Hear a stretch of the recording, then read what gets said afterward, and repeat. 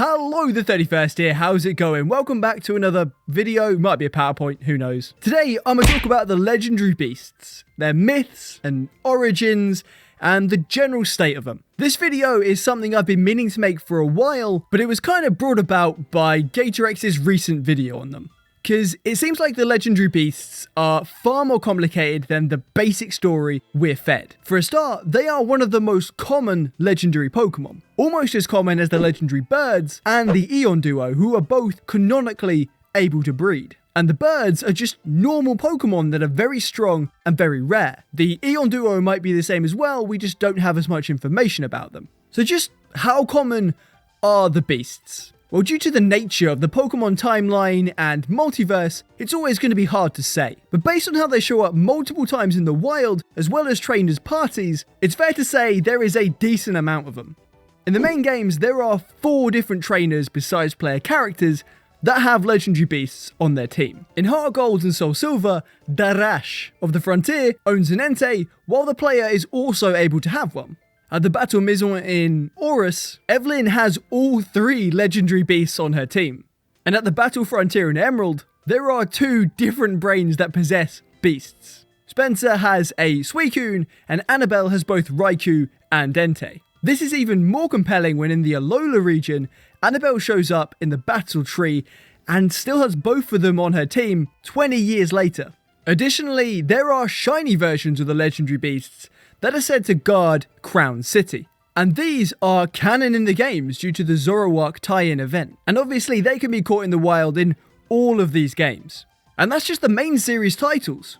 They also appear in a ton of different side games, including Pokemon Ranger, where Raikou features quite prominently. And again, due to the Manaphy Egg tie-in, that is also considered canon to the main series. And that's just the games. Other media like the anime show that their existence is well known and quite frankly commonplace. So yeah, I'd say they're pretty common legendary Pokemon. So let's go back to the supposed origins of the beasts we see roaming the Johto region. 3 Pokemon lose their lives in a tower-based disaster and were resurrected by Ho-Oh as the legendary beasts 150 years ago. To me, this seems incredibly unlikely to be the origin of all of the legendary beasts. 150 years is awfully quick for them to be as widespread and populous as they are, given that it's presumably taken the birds millions of years of evolution to do the same. If they were only made 150 years ago, in a short while the Pokemon world is going to be in huge trouble as hordes of Entei, Raikou and Suicune devastate the landscape in search of prey. And there are also plenty of other legends involving these beasts that we just don't have dates for that could potentially be far older. So where do they come from? Are they naturally occurring like the birds? Are they all created by Ho-Oh? Or is it a mix of both? The Dex also says that Entei is born each time a volcano erupts, and that Suicune is the reincarnation of the northern winds. Whatever that means. Well, like I said, I think it's unlikely they are all made by Ho-Oh. I feel like it's just bizarre for this bird to go around resurrecting these random Pokemon when tons of Pokemon die all the time and don't get magically brought back to life by a big bird. Plus, we'd definitely know who Ho-Oh's favourites are, wouldn't we? I can certainly see it being a mix though. As long as Ho-Oh does have the power to bring stuff back to life, it definitely could have reincarnated the dead Pokemon in the tower in the image of the legendary beasts. I don't know why it would do that, but whatever.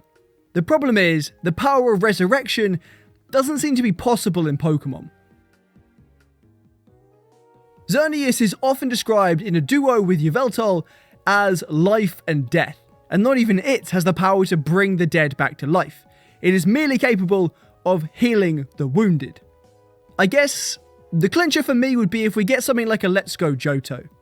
In Let's Go, the birds are all but confirmed to be naturally occurring by their status as rare spawns.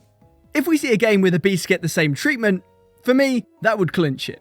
Although the birds have always been portrayed this way right back to Pokemon Snap in the 90s. I guess for a real answer, we'll just have to wait and see what the future holds. But god damn am I excited for the new Pokemon Snap. It looks great. But what do you think? Is there a school of thought that you prefer, or do you have your own beliefs? If you do, feel free to leave them in the comments down below. I would genuinely love to hear. And if you enjoyed the video, please leave a like, subscribe if you haven't already, and comment some random shit for the algorithm. We are getting very close to 1,000 subs, and please, I need this. This is all I have in my life.